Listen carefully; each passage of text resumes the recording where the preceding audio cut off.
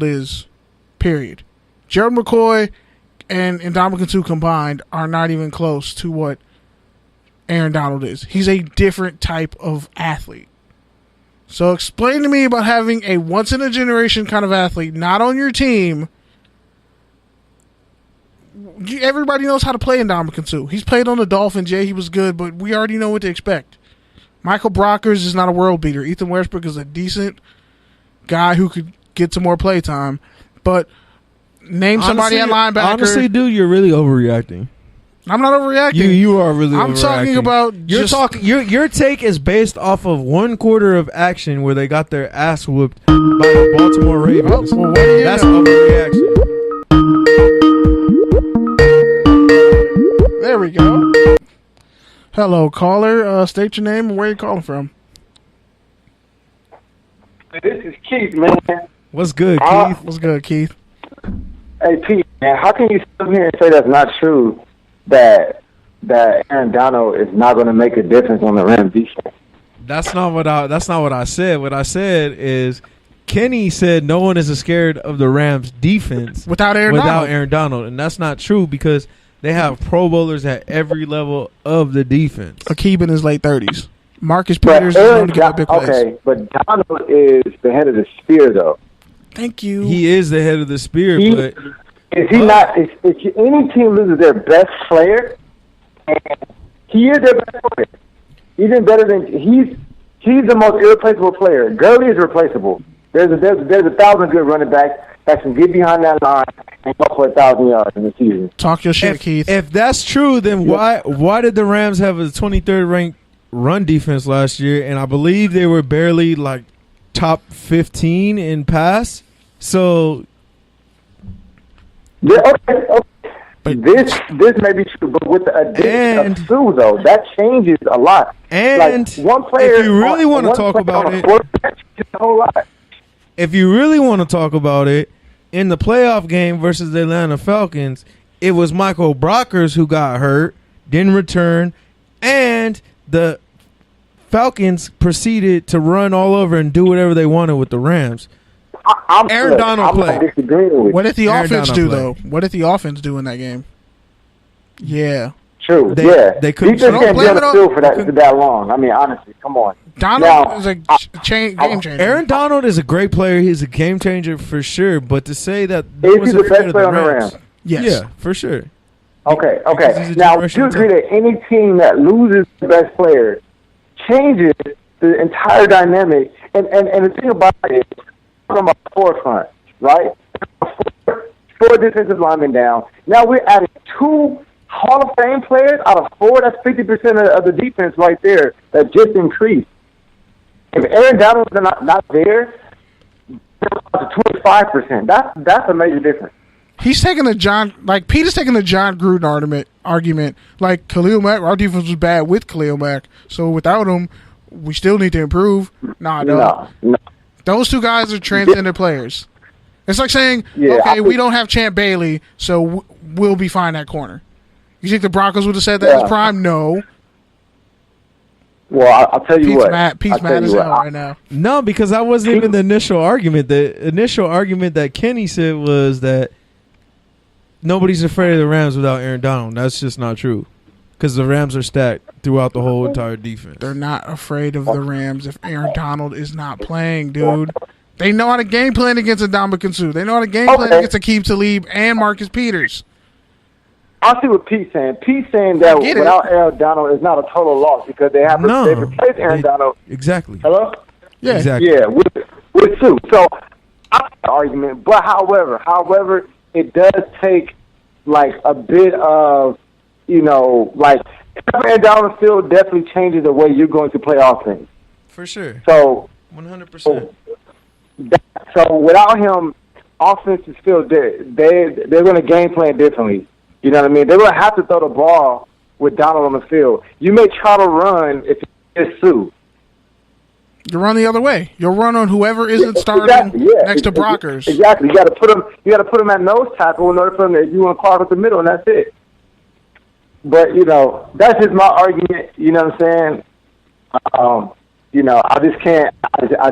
I think they need to go ahead and give him his money and start playing before he messes around, not play the season, and then they ruin their chances for Golden State Warriors team. That's all I'm saying. Hey, Keith, hold on before you go. Remember when you said that Von Miller got $50 million, and I was like, no, he got 70. I can't believe he got that money. I told you. That's the new floor. Like, it's going to be 80 and above between those two guys. And rightfully so, it's about time. Yeah. Corners ain't getting that much, though. All right, Mr. Good News. Thank you for the call, All right, man. I'm still listening. Most deaf. All right, peace. Peace. All right.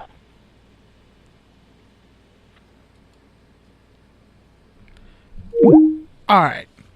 So, imagine if you had the Lakers, right, when they were winning championships, and you said, oh, Kobe's not playing? Oh, they're still going to win the game. People would look at you funny, right?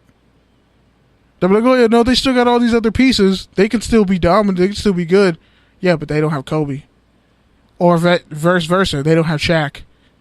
You lose something when you don't have a guy like Aaron Donald on your team, especially in his prime. So, yeah, the Rams can be good to close out this argument, but they need I really wasn't having an argument, so go ahead. Not an argument, but like point. No, but like realistically, they're in the middle of negotiations, and him not being honestly, there, bro, I'm so fucking tired of this fucking whole argument. We've been talking about this fucking holdout for how damn long. The bottom line is the Rams need to fucking just get this deal done. They bought a soccer team. They bought Arsenal, I think. Kroenke bought a freaking soccer team, but still hasn't paid Aaron Donald. But that's what I'm saying, bro. This is why I'm upset. Because we weren't even talking about the Rams. We weren't even talking about holdouts. And now we're on the topic. Because we're talking about the Rams. The same topic we've been talking about. Well, really, I'm trying to talk about football players I'm excited to see. All right, cool. Players I'm disappointed with. I'm excited to see Aaron Donald. Shit. And the reality is you probably weren't going to see him in preseason anyways. That's why I don't know why everyone is overreacting saying. He played like 10 snaps. Bro. The Rams are still stacked across the defensive line. I've been said this. Yeah, no one's denying that. They have 7 defensive linemen who could start in the league. Ethan Westbrook had 2 sacks, I think, against Baltimore tonight. So I'm excited about him. Tanzel Smart played pretty good in spot time last year. Didn't they get Easley back? No.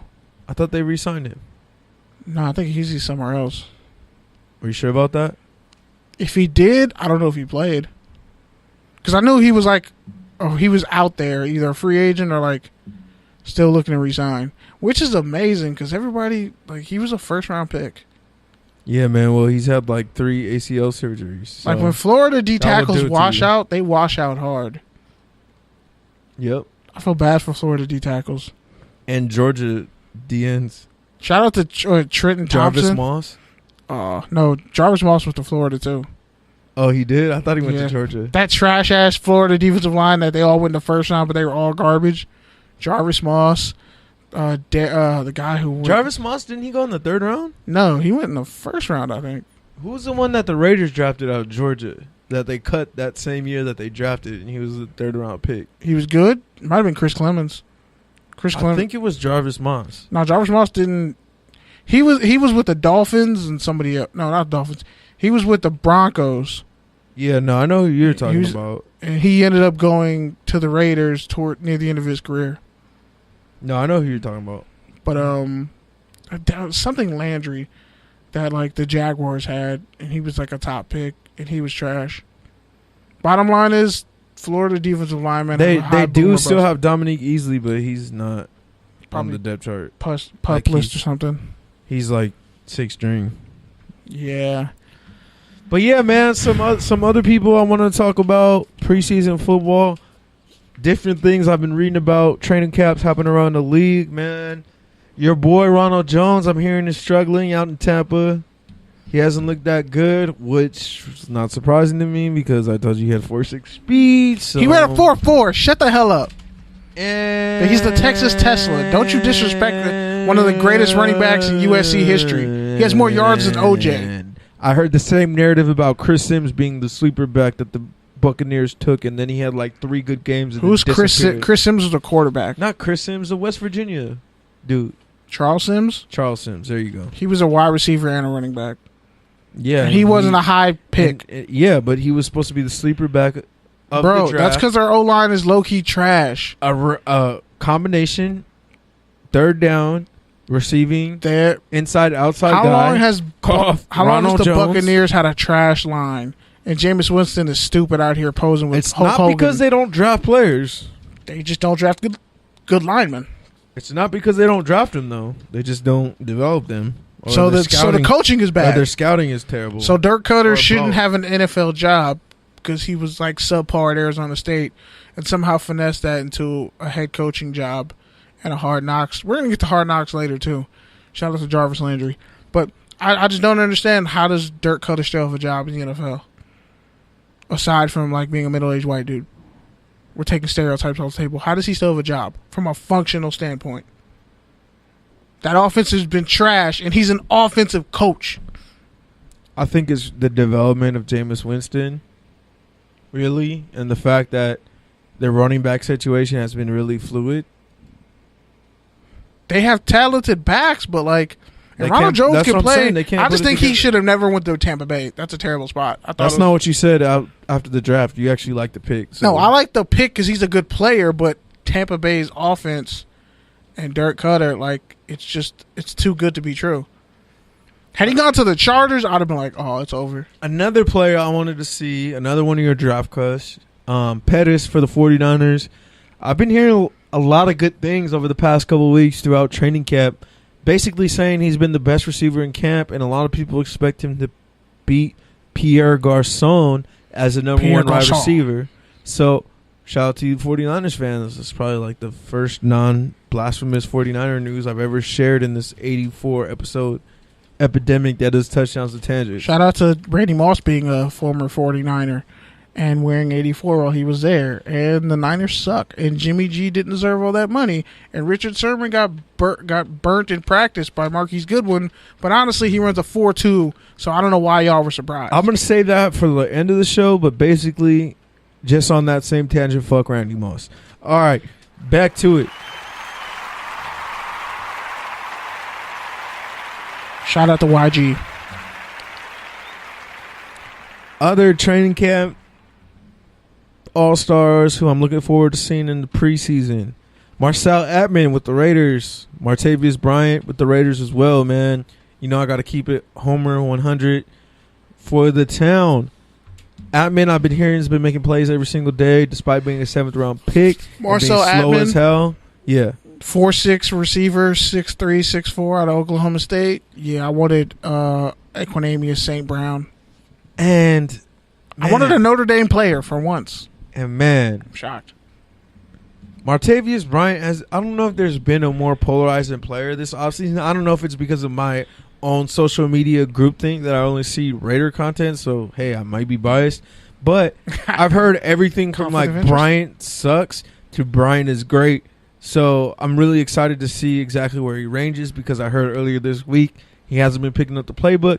Next day I hear he's had the best day in camp and Gruden hasn't given up. So I don't really know exactly what to believe. Gruden got at him myself. Gruden got at him. He was like he's really good running a post route or a go route, but that's about it.